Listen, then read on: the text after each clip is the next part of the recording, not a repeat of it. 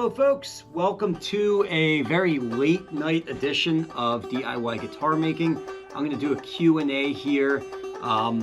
It's late. I was kind of in a whirlwind today getting a whole bunch of stuff done. This might be a little bit short. We'll see how far we get into it. Before we get started, if you like what I do and you want to support it, one thing you can do is go to ericschaferguitars.com and check out my online courses that I sell, and also check out my hands-on workshops. You can see a full schedule of dates. And first, let me talk a little bit about those hands-on workshops, because I recently put on an email.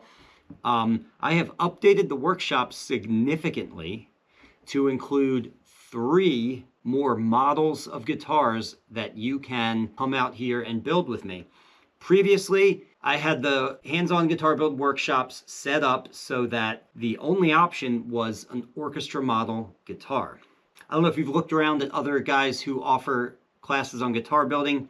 It seems like everyone offers an orchestra model guitar. And so with a great deal of effort, I have now managed to add to my catalog, so to speak, of options for the workshops, 3 other models that you can choose from. Okay, for the same workshop. So you can come out here for the 8 days and walk away with a dreadnought, with a triple O, with a parlor, or if you prefer, with an orchestra model. So now you have all those options. That's pretty cool. I've also done something different with the wood choices. Before, you didn't really have a choice. You just did what I was doing at the time, which for a while was rosewood. It was, black walnut more recently I've been using. But now I've added a whole bunch of choices. You can alter the top. You can do redwood. I keep Western red cedar on hand for this stuff. There's Sitka spruce.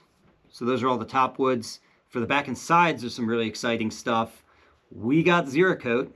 We got Tasmanian blackwood. We've got black walnut and Wenge. I like Wenge. Wenge's fun. Hey, if you've been thinking about doing a workshop, check that out. Go to ericschaferguitars.com. You can see the models and the pricing and how all that works, because depending on what you want to do, it's going to be priced slightly differently. It's nothing crazy, though. So anyway, cool stuff. I'm very, very, very excited about that. I'm also excited about, hey, this build right here. Check that out. If you guys were following along, the last time you saw this was not much. I don't think I even had the sides bent. I just basically had like the plates joined, and I'm not even sure if I had a bracing video. Yeah, I did a little bit of bracing on camera, so you guys saw that. But I've got the Rosette installed there. It's basically a completed sound box, except for the binding. But I did today get the binding channels cut, so the binding is almost ready to be installed. I still have to manage this little portion for the part of the binding that comes down at the tip and meets the back plate. And I also like to put a little strip of black ebony right here where the neck joint is as well. And I've got the end wedge in there. That's pretty neat. So there's going to be a lot of ebony wrapped around this thing, framing all of that bird's eye maple. Pretty cool. Also, I have another commission that I'm starting very soon that you guys will see, which is a Tasmanian blackwood triple O. We're going to be trying to make that guitar for the client. I want to make it basically as lightweight as I find reasonable, especially on the neck end. So we're going to be using Port Orford cedar for the neck, which I've talked about before in the past. So I'll be talking about that again.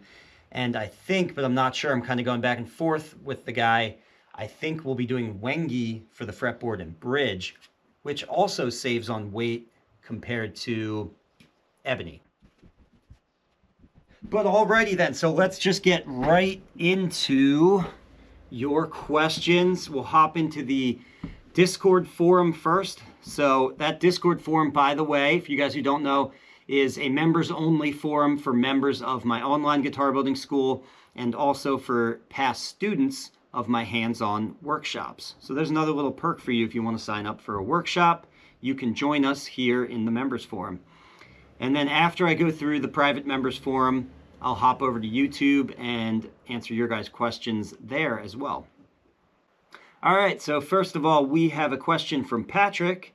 And Patrick asks, what is the best way to fix a drip in the finish? Oh man, these are always fun. So he's doing True Oil here. Okay, so that's important. Although actually my answer isn't going to change. And LC Guitars writes, I am not sure with True Oil, but with lacquer, I take a straight blade razor, put tape on the edges, and use it as a small scraper to level a run, then lightly sand flat with 400 grit paper on the block. All right, so I'm going to add to that because that's pretty good. I also do that same razor blade trick. I think I have a razor blade right here, so I can talk about that a little bit more. So what he's talking about there is you just take a single edge razor like this, and you can run it on the edge of a piece of metal like your bandsaw table to push up a little burr on the edge. So essentially it's now like a scraper. And then you're going to put tape, doesn't really matter what kind of tape, could be masking tape, works fine, on the edges, because you want to leave an open area of the blade that is about the exact size of your run, because you really want to be targeted here. You don't want to be cutting in at all on the surrounding finish. You want to be surgically precise right on that drip. And you're just going to level that down basically as far as the razor blade will take you, which it won't take you all the way because of that tape. That tape has a thickness, and it's going to lift the razor blade up just a hair off of the surrounding finish, which is good because we don't want to mar that. So once you get to that point, what you're going to do is strip sand. I don't think he mentioned strip sanding in there. So let me talk a little bit about that. Let me grab a piece of sandpaper. Okay, this is pretty good. This is like, I don't know, 80 grit, so I wouldn't use this particular piece, but I'm going to use it as an example here. So strip sanding, let me just use this box. Pretend this is a guitar. Strip sanding, what you're going to do is take a thin strip of paper, and once again, because we're being very targeted, you're going to slice your strip of sandpaper to the size of your drip, and you're going to place the sandpaper like this. Well, I should, for the people on audio only, what I'm doing is I'm holding the sandpaper close to the drip, and then I'm going to put my finger pressure directly on that drip and pull the sandpaper through. And this does a remarkably good job of targeting only that drip, especially because with your finger you can literally feel the lump of that drip, so you know you're on it. And you're just going to keep doing single pulls with the sandpaper like that. Now at this point we are talking about, it's been a while since I've had to do this, but so I'm going to kind of, you might have to, look this up a little bit to find a recommendation for a good starting grit, but we're talking very fine, like 600 grit, maybe 400, maybe as a starting point, but definitely no coarser than that. If you feel like you need to go coarser than that, then hey, you didn't do enough with the razor blade, so go back to that and scrape it as low as you can get it before you strip sand. All right, so you're starting at maybe 400 grit, and I will keep turning the sandpaper with every pull so that I'm coming from alternating directions, which will just help break that down more. And then I'm going to keep going through the grits. It's going to depend a little bit on what you're using as a finish and whether it's more of a high gloss finish or a matte finish. It's going to depend on how far you go, right? So you're just going to keep going up the grits basically until it's gone, okay? And then at the very end, when you're at, say, a grit that you're comfortable with the rest of the finish touching, right? Then you take a very soft block, still a small block, and you can just kind of roll over what remains of the drip and the sort of surrounding area, okay? As always, I like to recommend people to be conservative here, and it's better to have that little drip still be somewhat noticeable in a way that you're comfortable with, and to sort of quit early rather than become obsessed and have tunnel vision and end up through sanding somewhere on your surrounding finish. That's a huge danger here, that you'll get a sand through. We don't want that. Then you're in much more trouble. You would have been better off just living with the drip. So anyway, razor blade trick with tape as far as you can go, then strip sand right on that individual piece, sizing your sandpaper to fit that piece, and then finally, once you're up to the finest grit you're willing to go here, you can take a soft block and kind of blend that in with the surrounding finish. All right, let's see what else we got. Okay, Doc Joe writes, it's finally done. Okay. Hello all, I have been dragging my feet while in the final stretches of my first OM guitar build using Eric's online course. Of course, it was the finish sanding and the final finishing process where I slowed down. I'm happy with the results, but I know I could do better. I also may end up trying the True Oil on an upcoming build. So without further ado, here it is. Here are the specs, and it looks like he's got torrefied spruce for the soundboard, Indian rosewood back and sides, abalone trim around the guitar and rosette, cedar bracing, mahogany neck, rosewood fretboard, rosewood faceplate and backstrap, rosewood bridge, and a bone nut and saddle, of course. Why would you use anything other than bone? I always say. And it looks gorgeous, man. That looks great. I love the abalone trim, which is an ambitious move for a first guitar. It really is. And from what I can tell, you pulled it off. All right, so I'm going to throw those pictures up, and congrats. That's a big step to finish your first guitar. Did he say that was his first? I think he did. First, yes. Okay. He said he does say OM build, so I don't know if maybe you built a different style before. And then I think he also had a question here somewhere. Oh, here we go.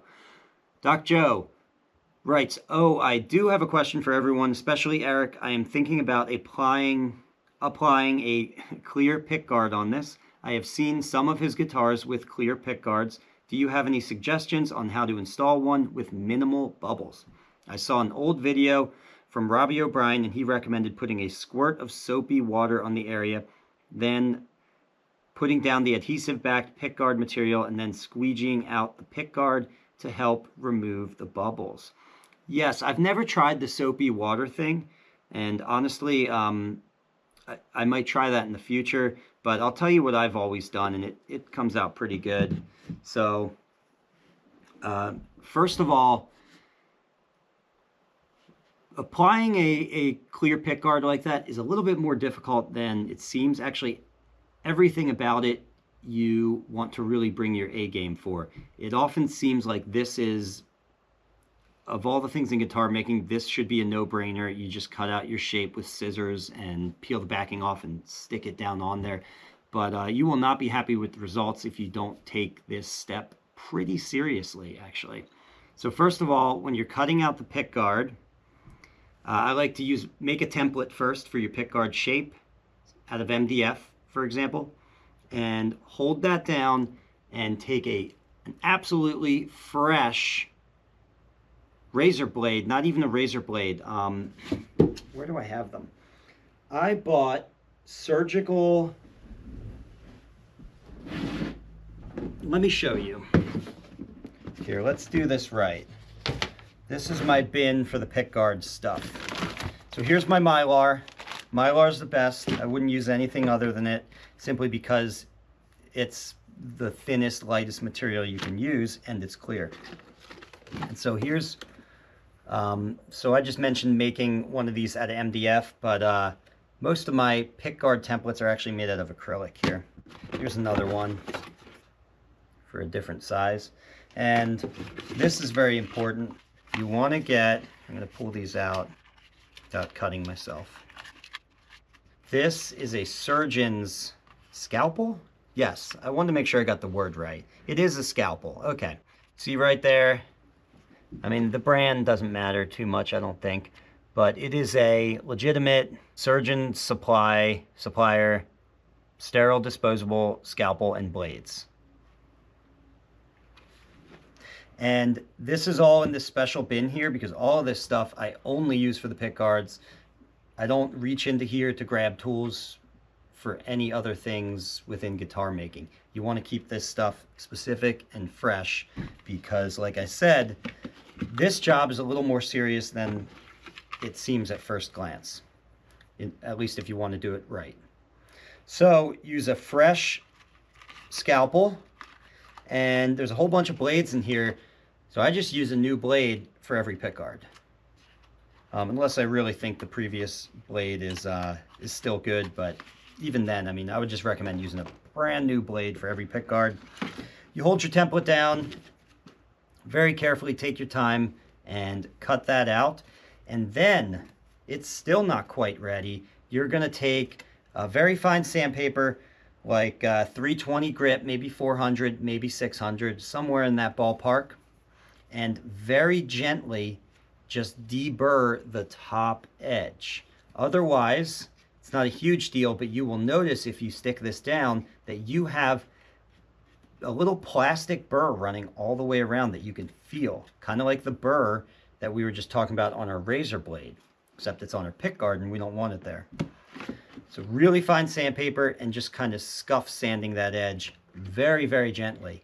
What you don't want to do when you're scuff sanding is get a little too rough with it and end up inadvertently pushing Mylar dust underneath the backing on the Mylar, okay? Because then what you're going to get all along the edge, that fine dust is going to stick to the sticky backing, and you'll never get it out. It's hopeless. If you notice that happening, just don't use that pickguard. Throw it out and take your scalpel and cut out a brand new one. Practice makes perfect. All right, so you've got your shape cut out and you've deburred the edges. Then you're going to stick it down, starting, I always start on the skinny part that reaches up towards the fretboard, okay? So every pickguard shape is going to be a little bit different, but usually they incorporate, to some extent, this little nose that comes up towards the pickguard. So that's a good starting point. You start there, you place it down, and you're going to use, check this out, I have not one, not two, but 3 different sized brayers. Yes, they're called brayers. So this is from like a, I think, print making supplier. Just look up the word brayer. And I actually use the different sizes. I don't use the big one so much, but these two, this really small one, looks like it's about 2 inches across, maybe 1.5 inches. And this one looks kind of like 3 inches. I'm just eyeballing that. And you just gently roll it out. Okay, starting from that one end and working your way down to the other. And then lastly, yes, we are not done here, is this little stick right here, which I picked up from one of Irvin Samaji's books. It's just a dowel that I've shaped with 2 different bevels on there. So one's at a pretty extreme angle and one's at a more gentle angle. And I use this to push out the very edges. Don't quite want to go from the brayer. You'll notice there'll be kind of like little bubbles that just don't get worked out around the edges of the pickguard. And through a combination of using your brayers and using this little tool, you'll get it very, very nice.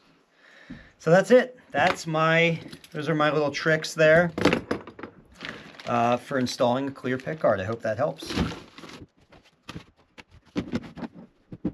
All right, and in the interest of time here, because like I said, I don't have a lot, I'm going to consider that enough for the members forum, and we're going to jump over to YouTube. Okay, Keith Short writes, my retiree supply chain management allows me to make the binding strips a few days before I use them, as I use a variety of local woods for necks, fronts, backs, and sides. There are many aesthetic choices for binding. I consult with my wife as she has excellent artistic taste. I tend to use black walnut, white oak, and bur oak. Bur oak sapwood has a lovely lacy appearance. It is great for fretboards also.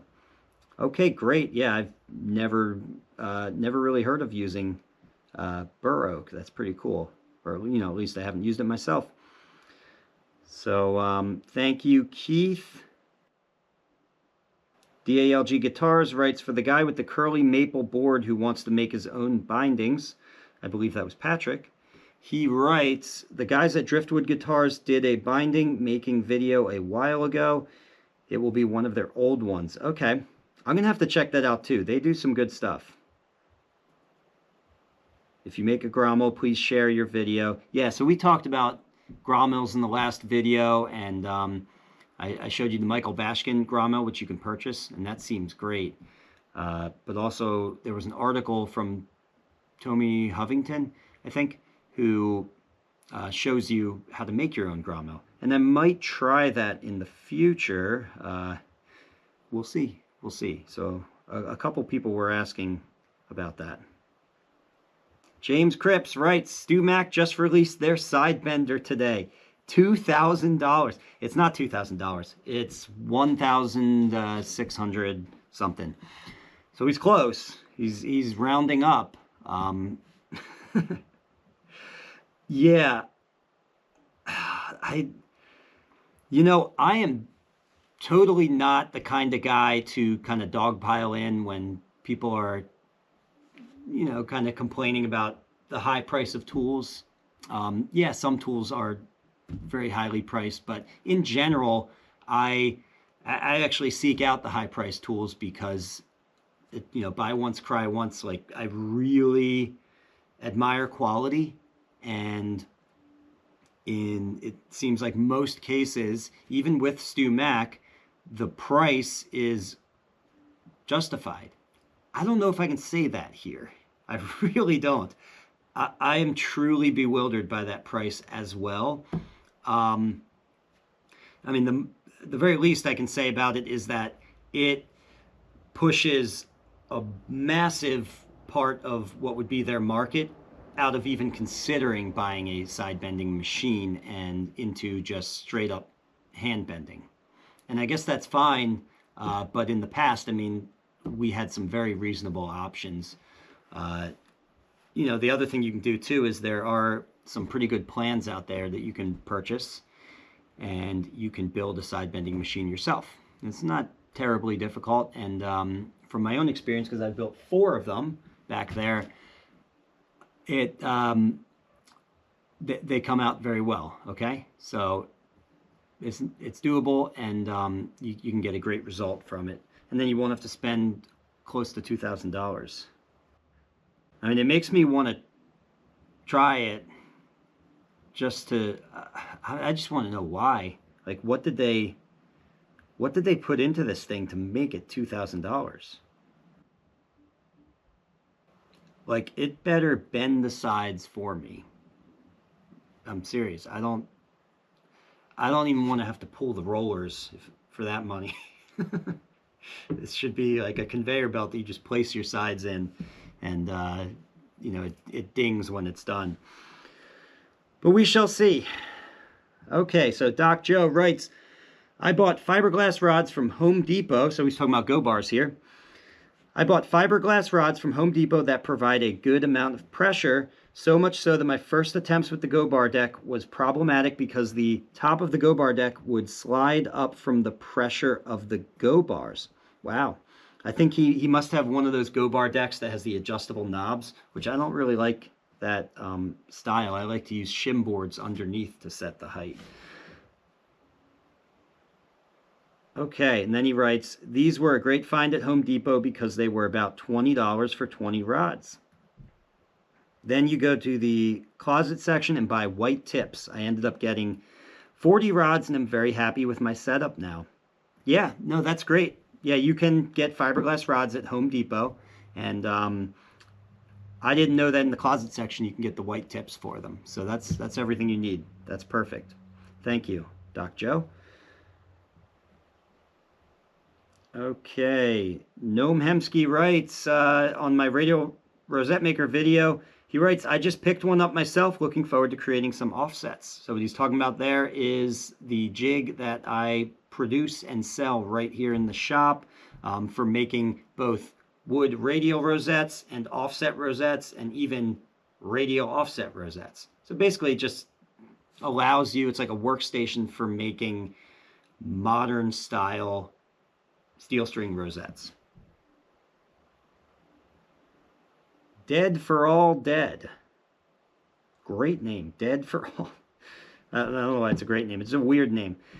Dead for All Dead writes, I'm about to build my own guitar next week. I was told that building a Cutaway will be difficult for a beginner, so he recommended me not to do it, and I second that absolutely. I can't say that enough, actually. Cutaways, especially Florentine cutaways, which I'm going to be doing a course on at the end of this year.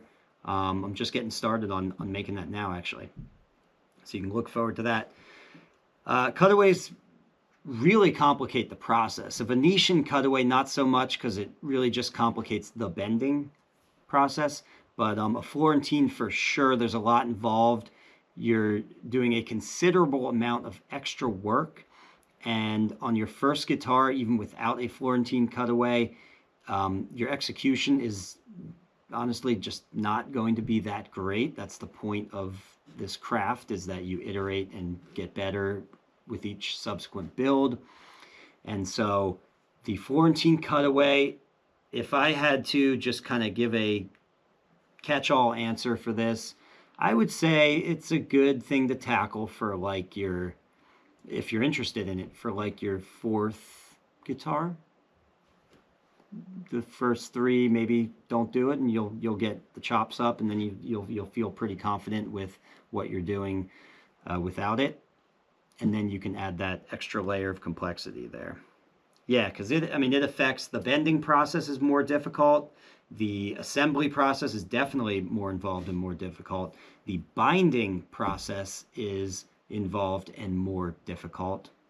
And also the final alignment of the fretboard, which this part often is not really talked about or thought about, but you can get everything right with the Florentine cutaway, but when push comes to shove and you go to assemble your fretboard on there, if you haven't considered all the ways that you could have sort of a compounding error that will throw off your positioning of the fretboard in the end, you'll end up with either a little undercut underneath the fretboard where that cutaway is, or the cutaway will be too far out away from the edge of the fretboard, and you'll have that little shelf that you sometimes see, especially on manufactured guitars, which on manufactured guitars, they'll do that just because they'll leave that little shelf because they don't want to have to try and finesse in a perfect swoop of the cutaway into the fretboard.